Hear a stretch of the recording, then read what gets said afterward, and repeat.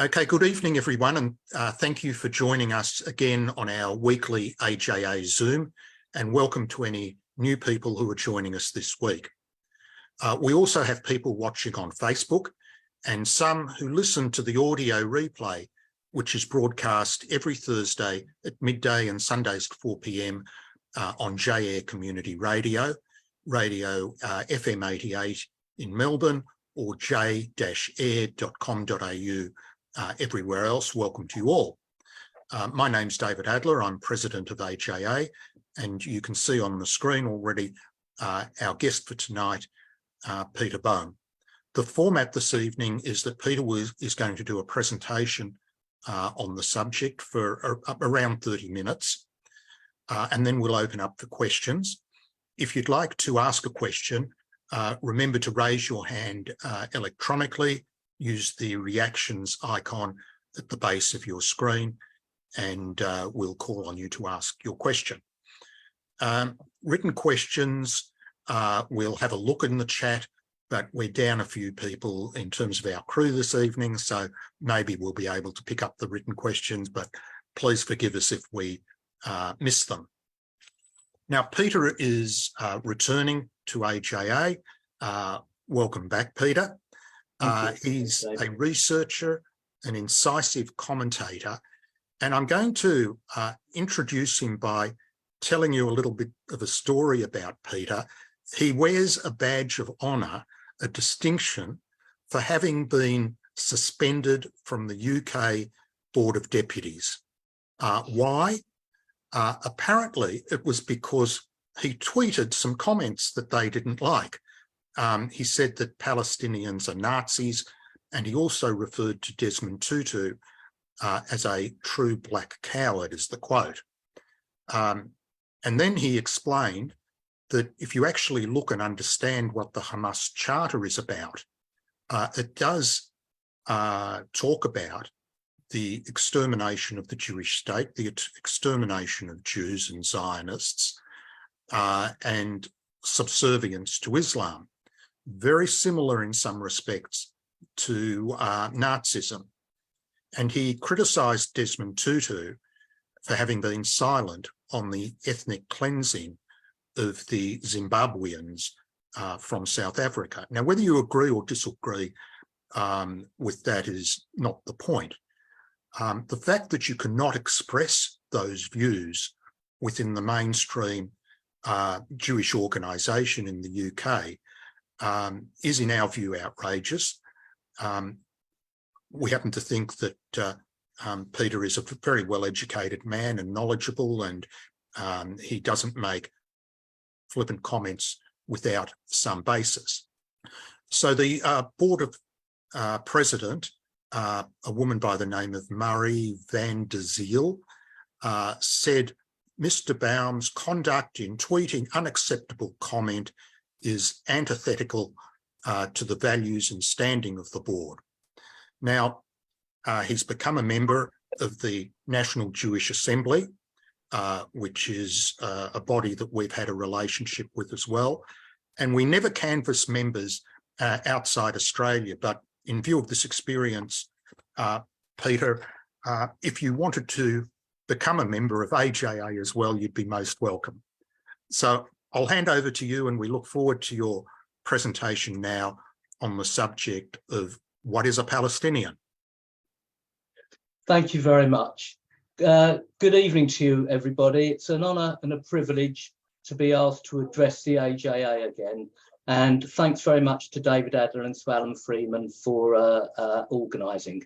A special hello to my friends Elaine Black and Hugh Kitson, and to any of my family out in Australia who may be watching, my daughter Lisa and her family, and my son Alan. So let's get straight into the subject matter. Who or what is a Palestinian?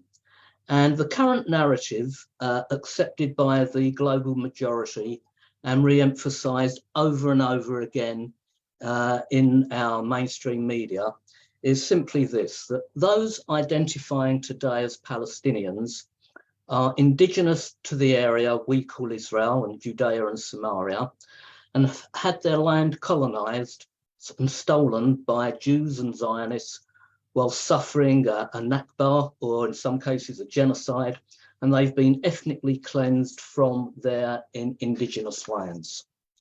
So given today's subject matter, that has allowed what I believe is this mythology to morph into fact, I want to challenge the concept of today's narrative surrounding the Palestinians, and it's important that myself and others do so because this narrative has facilitated an increase in anti-Semitism worldwide.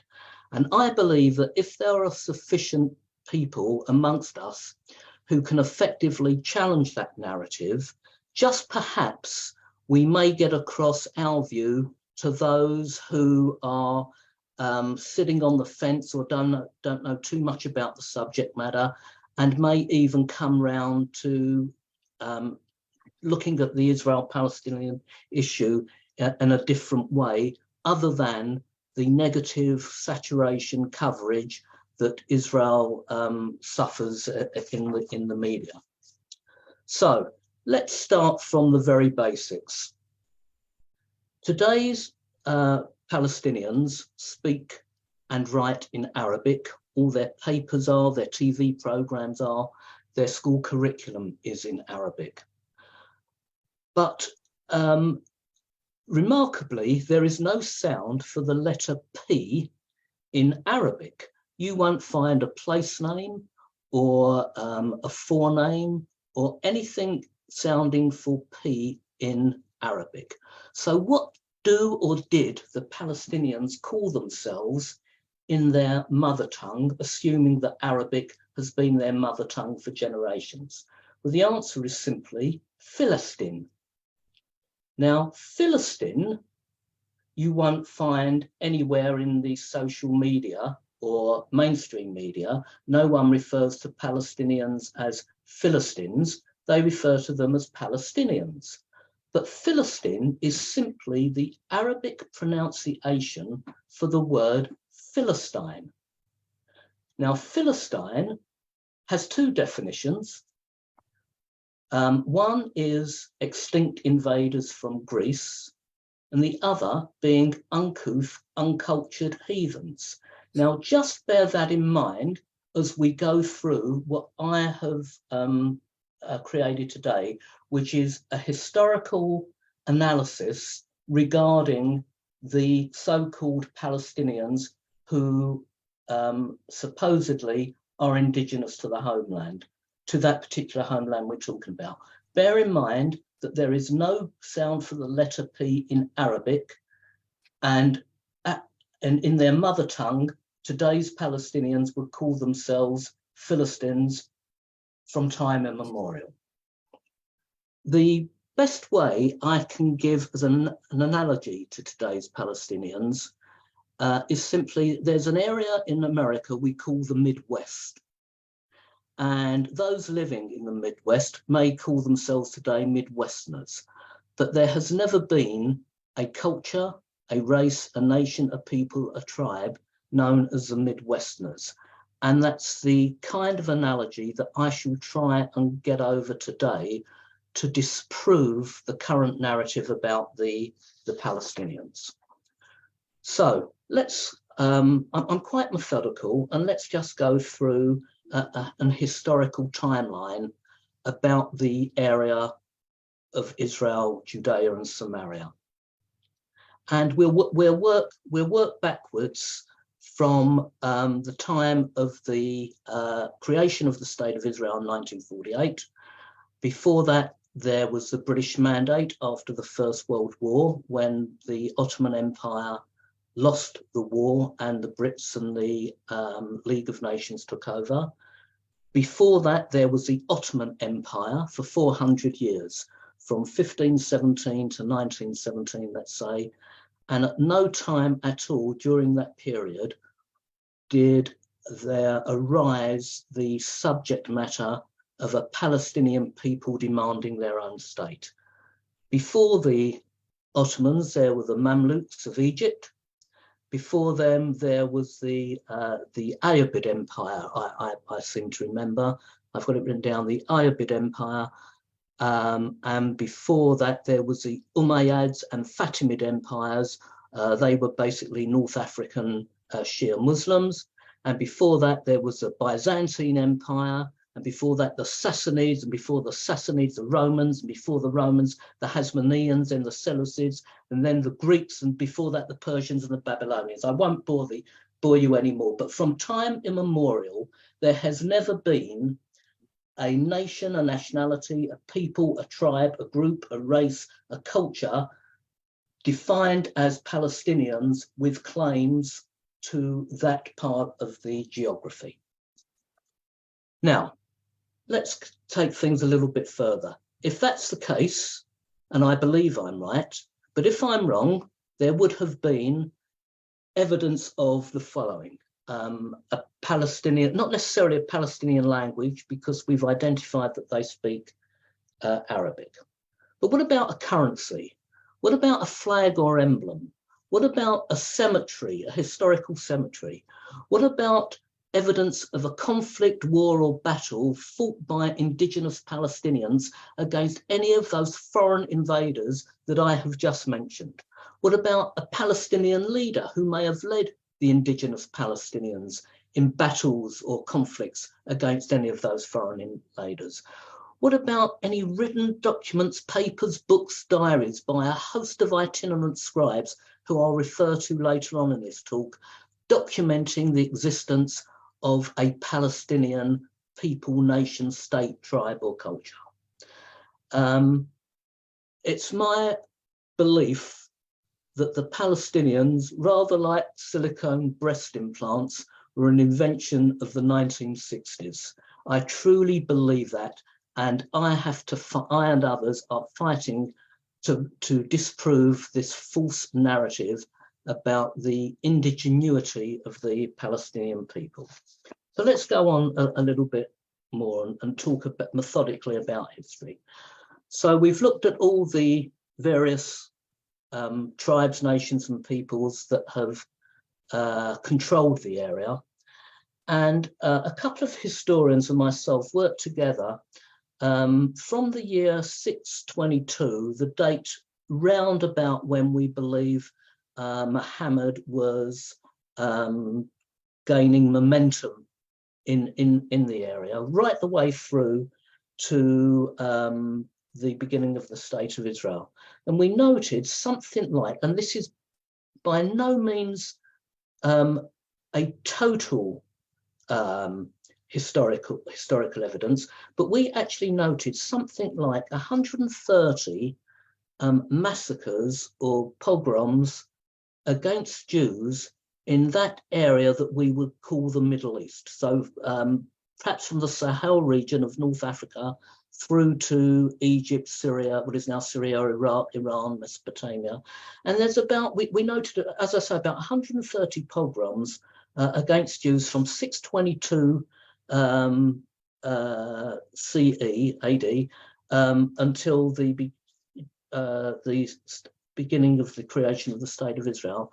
And not one of those massacres or atrocities were committed by those identifying as Palestinians, which seems rather unusual given the animosity of the Palestinians towards the Jewish people and the State of Israel, but not one massacre. Now, why? What you ask yourself, why is there no identification of Palestinians? And the answer is simple, ladies and gentlemen. It's because they did not exist as a people, race, tribe, nation, or culture. I will keep repeating that until it gets through to everybody in the hope and expectation that you'll repeat or retweet or Facebook the kind of message I'm trying to get across. There's something else that's very interesting about the Palestinian issue. From time immemorial, there have been numerous travellers to the area, all documenting their travels. And the earliest one that and believe me, I've read through the documentation and the books and the essays of all these people. And we can go back to Abbot Richard of Saint Van, 970 to 1046, or the 13th century Arab biographer Yaqut, or Ibn Khaldun, another Arab historian, in 1406. We can go to the works of Siebold Rita, a German who penned a series of essays and maps about the area.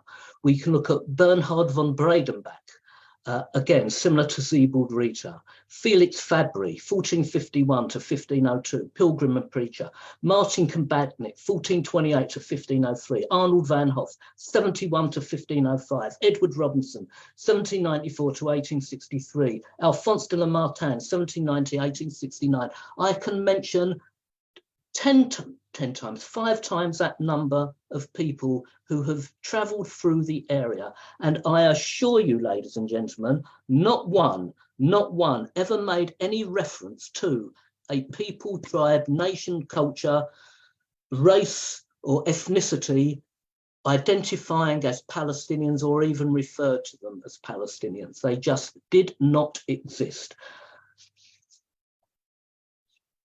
Going through that, if you take as what I have said as being the truth, that there is no documentary evidence of the Palestinian ethnicity, that's not to say there weren't any non-Jews living in the area. Of course they were, but they did not identify themselves as Palestinian, as today's Palestinians have suggested. There's always been a Palestinian presence and a culture and an ethnicity with the values of today that they had of yesteryear. Something else that is really important when we're trying to push back on the mythology about the Palestinian cause is that we have come to accept, or the world has come to accept, that the Palestinian land was actually stolen from them, colonized by the Jews and Zionists, and that they were ethnically cleansed. Again, this is a completely false narrative, and my reference for this false narrative are documents, both legal and political. Let's take the legal aspect first of all.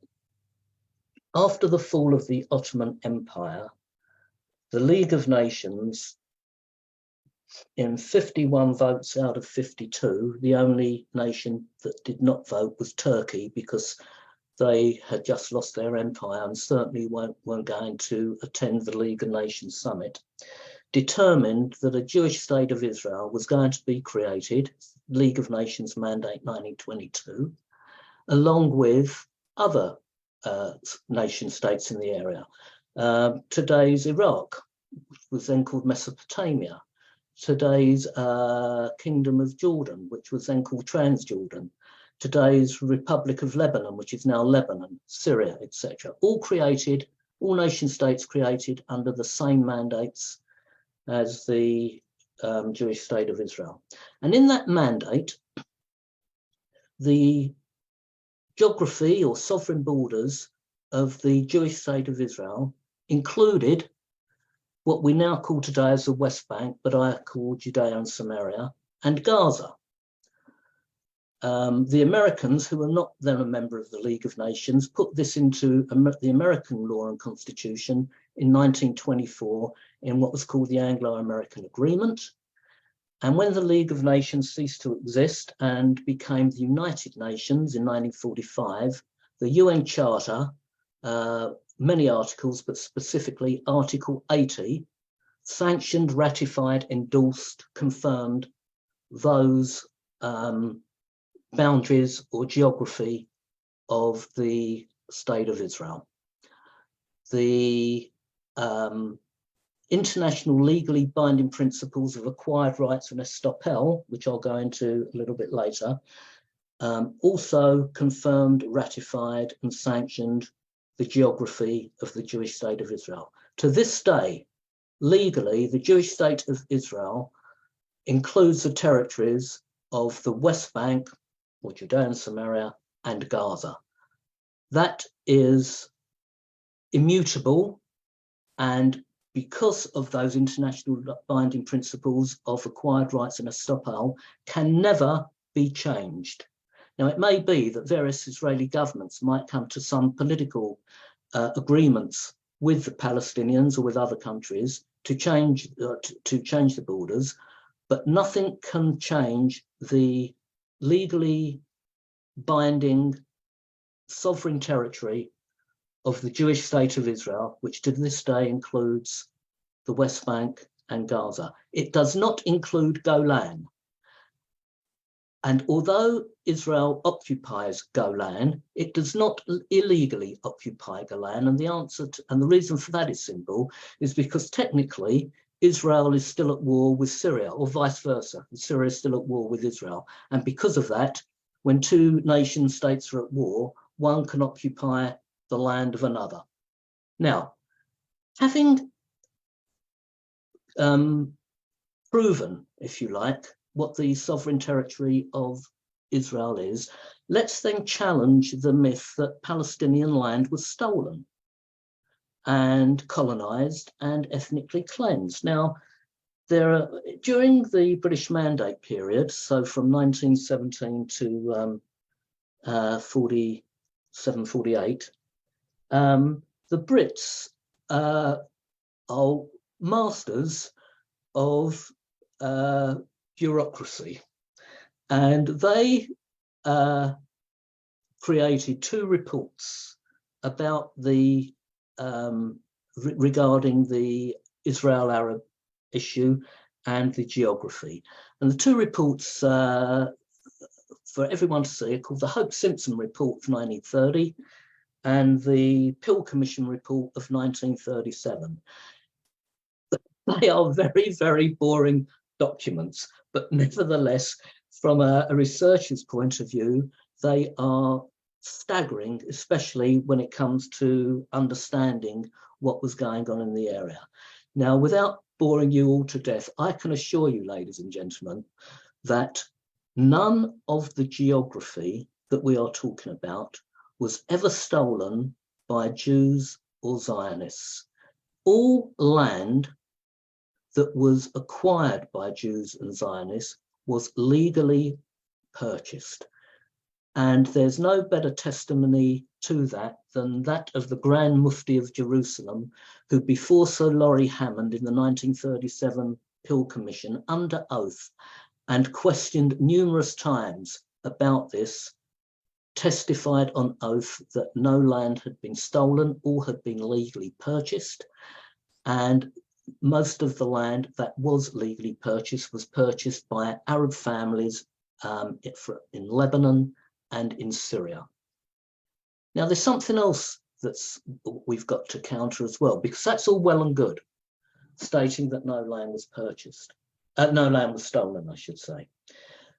But the current narrative actually dictates that the Jews or Zionists only controlled 6% of Palestinian land. Okay, now we're only talking about 10,000 square miles in total. Anyway, that's kind of the geography of the size of the land we're talking about. Now, this too is a myth, and let me explain why. And both Hope-Simpson and the Peel reports allude to this. During the 400 years of Ottoman rule and going into British Mandate rule, there's basically only 5 types of land category in that geography: Mulk, Miri, Waqf, Matruka, and Mewat. Now, Mulk is what we would commonly refer to as freehold, and the amount of freehold land was considered so insignificant because it didn't form part of the Turkish legal system as such.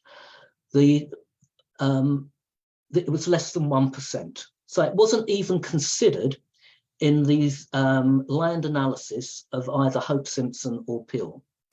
Waqf was land designated for charitable or religious organisations, so land where perhaps a church or a mosque was built on. And that too was considered so insignificant that it wasn't even considered within those two reports. So we're left with three other categories: Miri, Miwat and Matruka. Now, Miwat and Matruka are what are commonly referred to as state land and wasteland, which literally were under the ownership and control of the state at the time. Though Matruka, I think, was land for roads and infrastructure, and Miwat, I think, was for parks, gardens, general enjoyment land. That amount of land accounted for 72% of the total area. So if we consider that 72% and the Waqf and the Mulk, that's 74%, we're left with 26% of the land that is Miri, or what is leasehold land. Now, that is the land that was set aside for agriculture, the leasehold land. And when the narrative refers to the Jews only controlling 6% of the total land, they're lying, because we're talking about 6% of the 26% that is remaining. But even that 6% number is a lie. Hope Simpson refers to 16% plus of the Miri land as at 1930 being owned by the Jewish population. So we've got almost a fifth of the 26% land already owned and purchased legally by Zionist organizations or by individuals. So what becomes of the remaining Miri land that any reasonable person would think was set aside or controlled by the fellahin or the Arab farmers at the time? This again is not true, and let me explain why. First of all, during the Ottoman rule, there were never ever land registry records kept. So no one could prove who owned the lease to the land. One of the recommendations of both Hope Simpson and Pill was that a register should be kept of those leaseholders, but it never was. So no one could ever prove who owned the land. It was only when the Jews bought the land, they insisted on legal documentation because they wanted to give 50-year leases to the people going onto the kibbutzes. Now that land, the remaining Miri land, because of a shocking malaria and drought that hit the area in 1915 and was ongoing even till 1937, because the Pill report alludes to it. If under Ottoman law, if land had not been cultivated for 3 years running, it would automatically revert to the state as wasteland and state land. And because of drought in part of the country and malaria in the other, virtually the total remaining Miri land was left uncultivated and reverted back to the state and designated for Jewish ownership under the League of Nations mandate. So the idea that the Jews only controlled 6% of the total geography and colonized and ethnically cleansed the remaining Palestinians is an absolute fabrication. Now, there's something else that that I was made aware of, and it's quite fascinating. We know as Jews how many Jews were ethnically cleansed from Arab countries after the 1948 war, something like 850,000. And the narrative goes that 650,000 Palestinians were ethnically cleansed when the Jews moved in and independence was created. Looking through all the historical records and documents that I can find, the number of Arabs coming into the country was, as a multiple, 5 times the number of Jews coming into the country or the area during the period 1860 to 1940. Now, there are various reasons for this. Mainly is because the Arabs felt, like today's immigrants who want to come into the UK, they knew of the benefits, the economic benefits that Zionism brought. And I just want to quote a couple of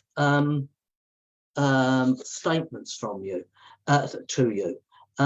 This comes from a British diplomat who was out in the area for 50 years, Colonel Richard Meinertzhagen. He quotes this in his autobiography. One hears a lot about Jewish immigration into Palestine. One hears little of the unrestricted Arab immigration into Palestine. There has been a steady flow into Palestine attracted by Jewish prosperity. That was dated October 1945. I'm going to read a couple of things that, from the Encyclopedia Britannica. This is 1911. Here goes. Oh, sorry, before I do that, this is Winston Churchill, 1922. The Arabs would have sat in the dark forever had not the Zionist engineers harnessed the Jordan River for electrification. Now they swarm into Palestine in seeking the light. This comes from the Peel Commission report, 1937. This illegal Arab immigration was not only going on from the Sinai, but also from Transjordan and Syria. And it's very difficult to make a case out for the misery of the Arabs if at the same time their compatriots from adjoining states would not be kept from going in to share in that misery. So far from, this is Churchill, so far from being persecuted, the Arabs have crowded into the country and multiplied until their population has increased more than even all world Jewry could lift up the Jewish population. The Encyclopedia Britannica makes a note of Balkans, Greeks, Syrians, Latins, Egyptians, Turks, Armenians, Italians, Persians, Kurds, Afghans, Circassians, Bosnians, Sudanese, Algerians, Tartars, Hungarians, Scots, Navarrese, Britons, English, French, all these people crowding into the area in 1911. A British consul James Finn talks about the thousands of Ben Sucra Arabs coming into crossing the Jordan River. We've never seen anything like it. That's in 1860. So when the point I'm trying to make here, when the Palestinians complained, or still complain, about the mass colonization and immigration into what they tell the world is being their indigenous land, actually, as a multiple, 5 times that number, perhaps more. That's only the numbers we know about. And like the UK, we don't know about the number of illegal immigrants coming into the country. But thousands and thousands of Muslim Arabs came into the area because of the benefits that Zionism brought. So the idea that there was this indigenous group of people whose land it was and who were ethnically cleansed is a fabrication. In fact, the 1922 census, which the Hope Simpson reports alludes to, it's not in the 1930 report, does not even mention a group of people called Palestinians. It refers to Arab Mohammedans, it refers to Christians, it refers to Jews, and it refers to Bedouins. So, in a nutshell, those pieces of documents, together with the actual legalities of the League of Nations mandates and the UN Charter, disprove everything that the current narrative will purport to. Just before I end up, because I realise that time is at a premium, there's something very else interesting. I'm just going to try and find the actual quote, because it comes from one of the Arab leaders of the who was interviewed by the Peel Commission in 1930, a gentleman by the name of Aben Ben Hay. And in his testimony to the Peel Commission, I can't find the quote, but I do remember it. It says, "There is no such thing as Palestine or the Palestinians. This is a name invented by the Zionists. We have no truck with it." There have been other Arab commentators throughout history who completely discredit the notion of a Palestinian people, especially one of the founders of the PLO, Zuhair Moshin, who in 1967, in a letter to Der Truve newspaper, stated, "We only use the terminology Palestinian to promote our cause for the world narrative." Very similar, actually, to the way the word apartheid is being connected to Israel's policies now. It's only used because it's a very powerful weapon with which to criticize the Jewish state of Israel. And throughout history, we have seen this kind of blood libel, first of all apartheid, then the Nazis used blood libels against the Jews. We saw it in the Middle Ages when Jews put babies down the world. The current narrative of apartheid is on the same lines as that. So, David, I realise I've taken up about 10 minutes more than necessary, but that's me wrapped up. Look, thank you so much, Peter. We'll open questions in a moment. If you are listening on J-Air, this is the Australian Jewish Association Zoom event that we have every Wednesday. And our guest tonight is Peter Baum, talking about the issue of what is a Palestinian. It just remains for me to do our 1 minute promotional break and to tell you what's coming up next week. If there's anyone online watching us tonight who is not yet a member of HAA or hasn't made some sort of tangible contribution, at the end of the event, please go to our website, jewishassociation.org.au, where you can do all these things. And briefly, next week, we have someone from Bar Ilan University, Dr. Toby Green, will be looking at the dynamics, the complex and sometimes difficult dynamics of the relationship between Europe and Israel. So we're now open for questions, and I can see we've got quite a few. Saul, you're first. If you can please unmute and ask your question now. Saul, you've just muted yourself. Try to unmute again. There you are. Thank you very much indeed. You've handled very well, I think, the modern side of things. I'd like you to comment a little bit more on the ancient side of things.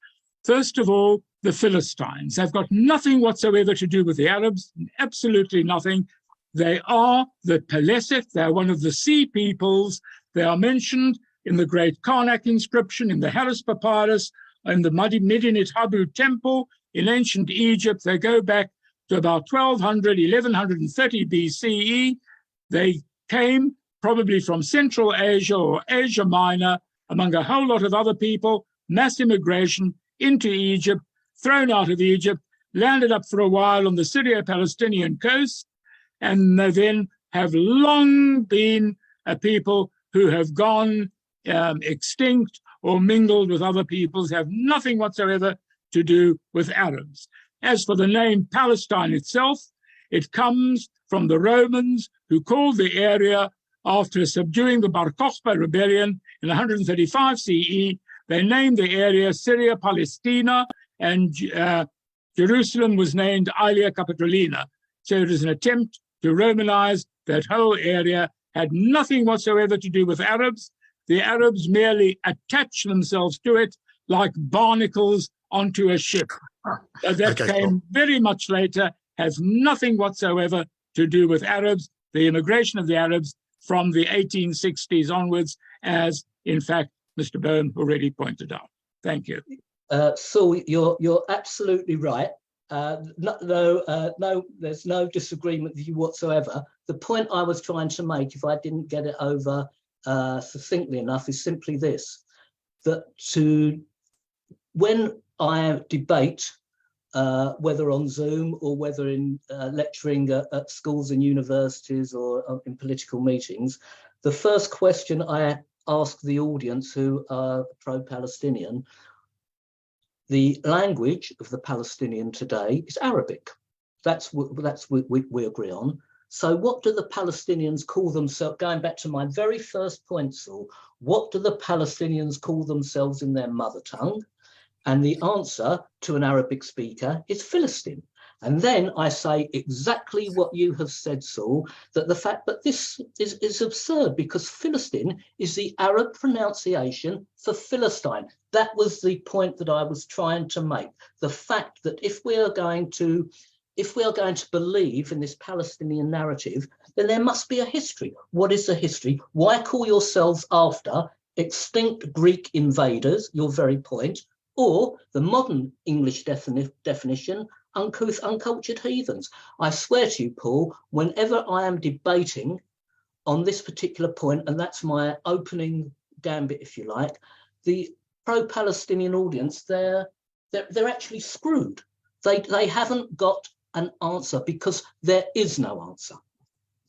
Okay. I'll just remind people to make the questions as brief as possible. We've got quite a lot lined up this evening. Helen, you're next, if you can unmute and ask your question now, please. Yes. My question is not to be taken that I am in any way pro-Palestinian. I'm right of Genghis Khan on this issue.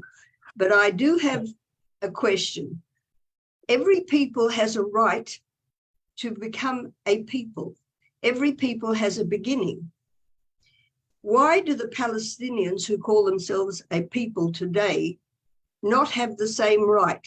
They were united by circumstances which brought them together, a varied variety of people came to have a common experience. Why can they? Helen, I can answer that. I'll tell you why, Helen. It's simply this. Because the Palestinian charters, both the 1968 charter and the 1988 charter, which rules Palestinian lives and has done for the last 4 or 5 generations, demand the following. By the way, the 1964 charter, which was the original of the 1988 charter, made no claim on any of the territory of the West Bank. It's only in 1968 when they thought, oh, maybe we should have it. But I'll tell you why, Helen, to answer your question.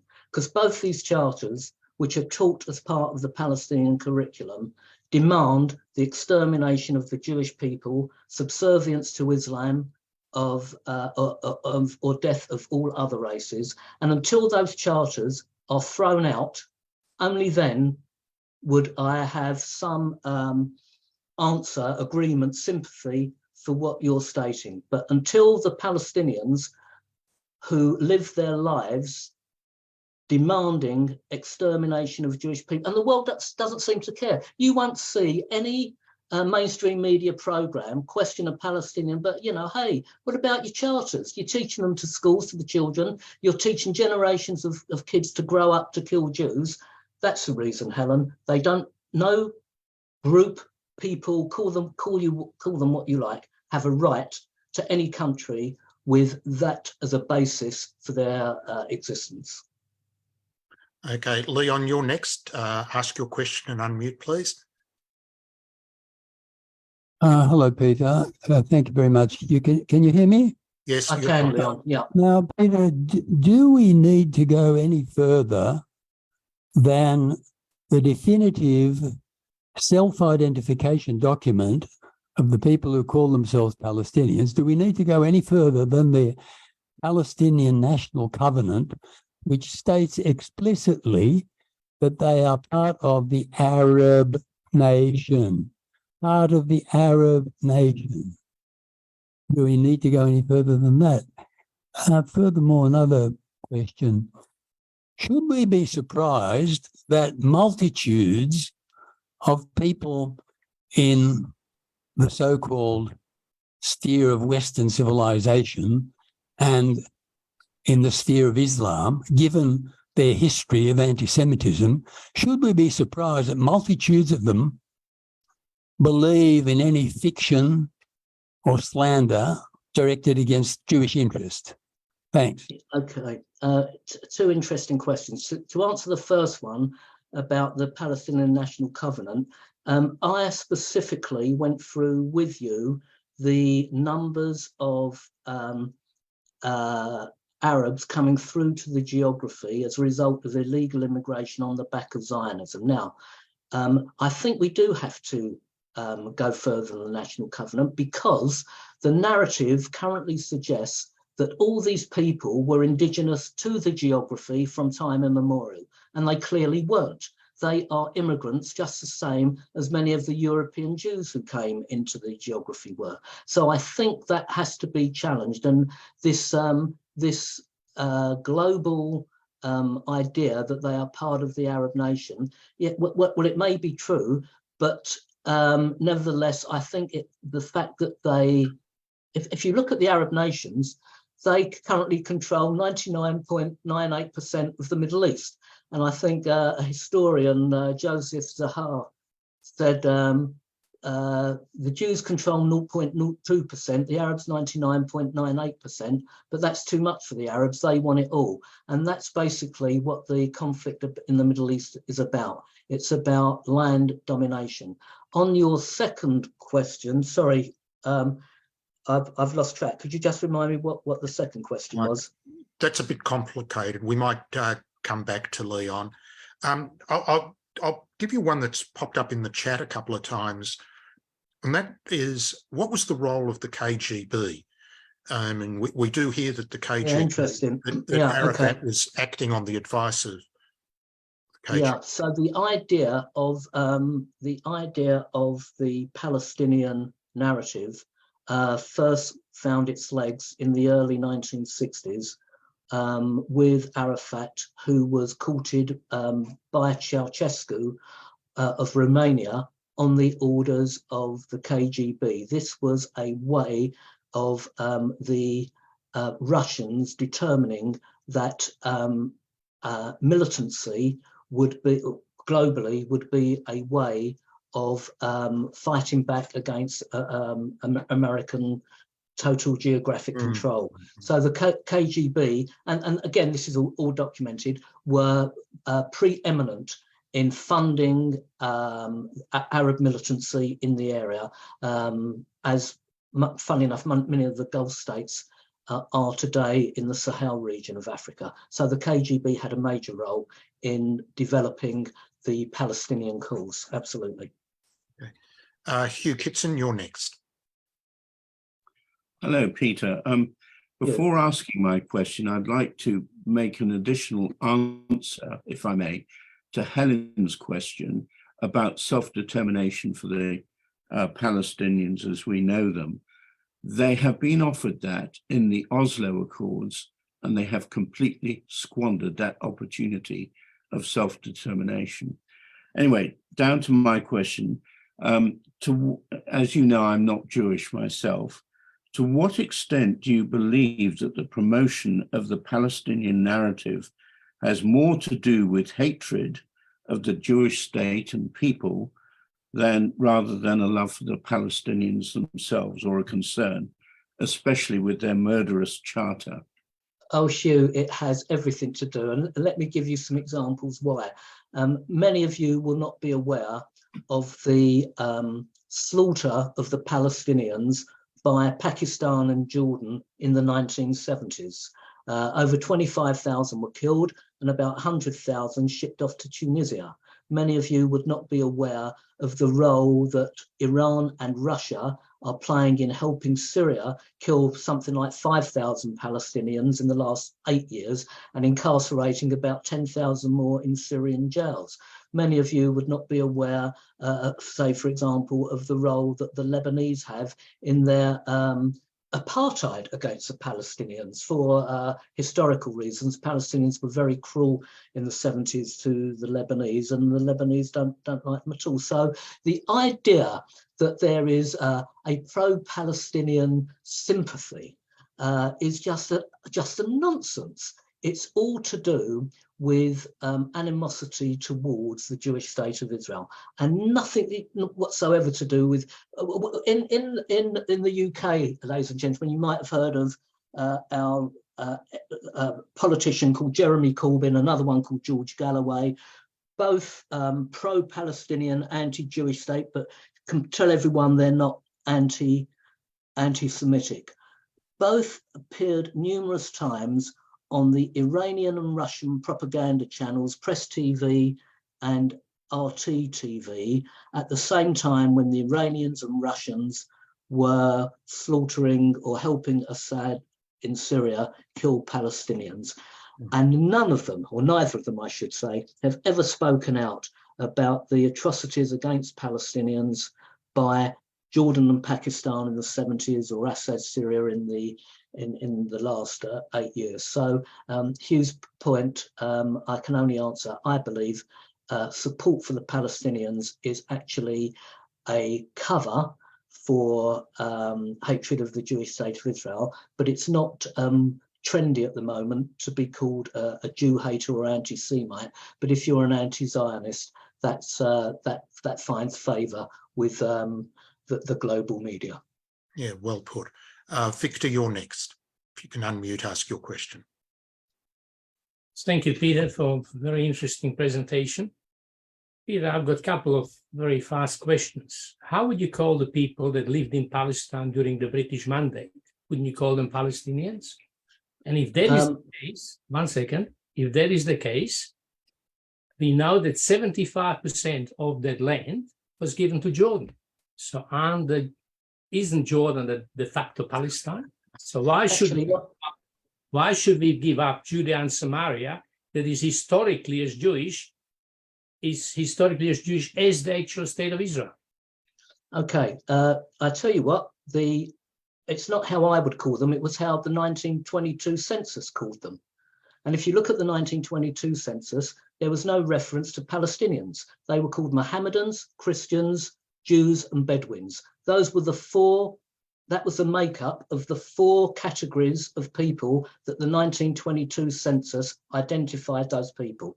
On the idea of Transjordan and on Jordan, this is a very interesting point, because the original League of Nations mandate of 1922 allotted what is now called the West Bank, plus the area, Hugh will correct me on this, I can't remember whether it was called Cisjordan or Transjordan.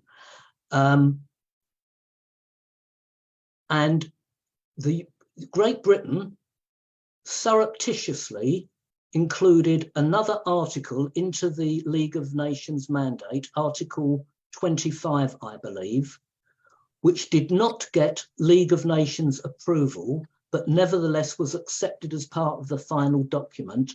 And in that one article, the original land that was allotted for the Jewish people and the Jewish state of Israel was actually halved. So it didn't take away Judea and Samaria or the West Bank. That was still within the article. But Article 25, it was a case of treachery by Great Britain, implementing surreptitiously another article which the League of Nations chose to ignore, which again historically cut in half the total area of what should have been allotted for the Jewish state of Israel. Okay, we've got a few more questions we're going to try to get through in the last few minutes, so make these particularly brief, please. Steve, you're next. If you can unmute, ask your question. Good morning.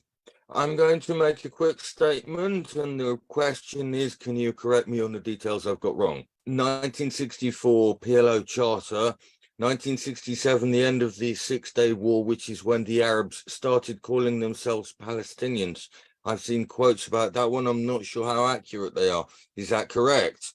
Secondly, the 1968 amendment to the PLO Charter and what I believe the Hamas Charter is based on where they previously denied their interest in the Shomron, Judea and Samaria, and that changed. So the statement, the question is, can you correct those or confirm that I'm correct? No, I can Because I use those confirm arguments regularly. Steve, I can confirm everything. I've got it written down here. The 1964 Charter reads as follows. We exercise no territorial sovereignty over the West Bank in the Hashemite Kingdom of Jordan, 1964. It was only in the 1968 Charter when Arafat, the Russian, this goes back to the question on the KGB. The Russians at the time felt that King Hassan, as it then was, forgive me if I got that wrong, was getting too close to the Americans and thought they would use the Palestinians to overthrow the Hashemite Kingdom of Jordan. And consequently, that's when Jordan called in Pakistan, General Zia al-Haq, to deal with the Palestinians. So the Palestinian Charter in 1968 changed to claim territorial rights. That's when the Palestinians had the civil war with the Jordan. That's when Jordan called in Pakistan, and that's when the Pakistanis killed a load of Palestinians. And sorry, so that's answered confirmed two of your questions. The last one was? Hard to go backwards, Peter. We might give Joe the last question now. Yes, thank you very much, David. Peter, I'm wondering why San Remo resolution, which is the preeminent document, is never mentioned. Everybody's forgotten about it. Could you please enlighten us on that? Yeah, it's off. The San Remo treaty is actually the Magna Carta for the creation of the Jewish state of Israel.